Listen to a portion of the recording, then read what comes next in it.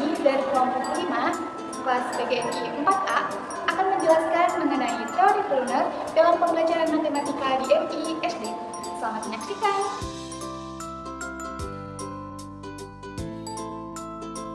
Baik, di sini saya akan menjelaskan mengenai pengertian teori Brunner.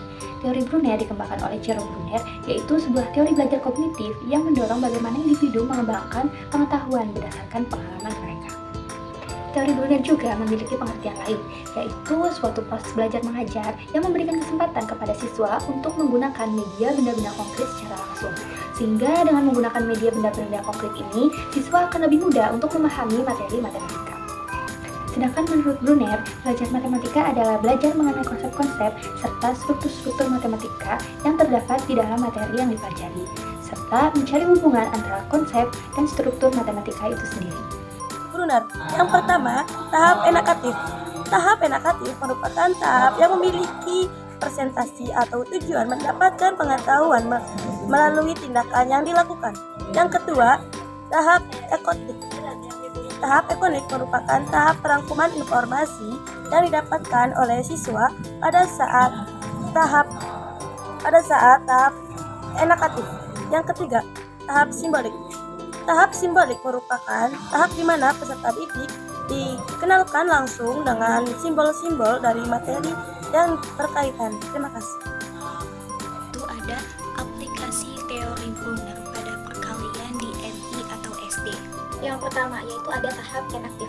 Tahap enaktif ini benda konkret, di mana para siswa itu dibawa ke kandang kambing dengan mengamati 4 ekor kambing. Nah, lalu guru itu bertanya kepada siswa berapa kepala 4 kambing dan berapa ekor 4 kambing, berapa telinga 4 kambing dan berapa kaki 4 kambing. Nah, lalu siswa itu dapat pengamatan langsung ke kambing. Nah, hasil pengamatan siswa ke kandang kambing itu dapat dihasilkan banyaknya kepala 4 kambing itu ada 4, dan banyaknya ekor 4 kambing itu ada 4, banyaknya telinga 4 kambing itu ada 8, dan banyaknya kaki 4 kambing itu ada 16. Yang kedua yaitu ada tahap ikonik. Tahap ikonik ini itu visual gambar, di mana guru itu dapat menampilkan pada layar LCD. Nah, dari gambar 4 hewan kambing, kemudian siswa itu dapat mengamati dan mendapatkan hasil pengamatan. Maka didapatkan banyaknya kepala 4 kambing, yaitu ada 4, banyaknya ekor 4 kambing, yaitu ada 4, banyaknya telinga 4 kambing, yaitu ada 8, dan banyaknya kaki 4 kambing, ada 16. Yaitu ada tahap simbolik, di mana di tahap simbolik ini dapat ditulis kalimat perkalian yang sesuai dengan 4 kambing tersebut bila ditinjau berdasarkan pada perkalian. Kepala, maka banyaknya kepala 4 kambing adalah 4 kali 1. Ekor, maka banyaknya ekor 4 kambing adalah 4 kali 1.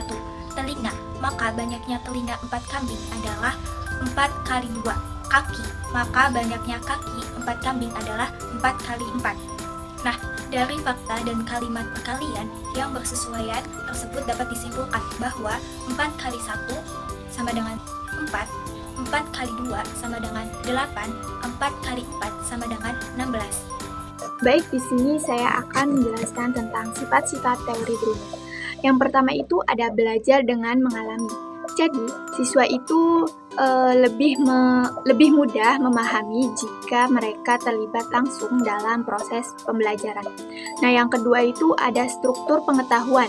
Jadi, pemahaman akan lebih kuat jika siswa melihat hubungan antara fakta dan konsep.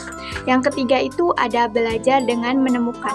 Jadi siswa itu didorong untuk mengeksplorasi serta menemukan sendiri agar ilmu yang diperoleh lebih tahan lama.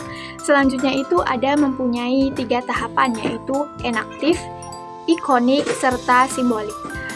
Yang selanjutnya juga ada materi sesuai dengan tingkat pemahaman siswa. Dan yang terakhir ada pembelajaran berbasis masalah dengan menggunakan situasi nyata. Kesimpulannya, teori Brunner dengan pembelajaran matematika di MISD ini memiliki keterkaitan. Selain itu, teori Brunner juga sangat relevan dengan pembelajaran matematika di MISD karena memberikan pendekatan yang bertahap dan sistematis melalui 3 tahap, yaitu enaktif atau benda konkret, ikonik, visual, dan simbolik atau simbol.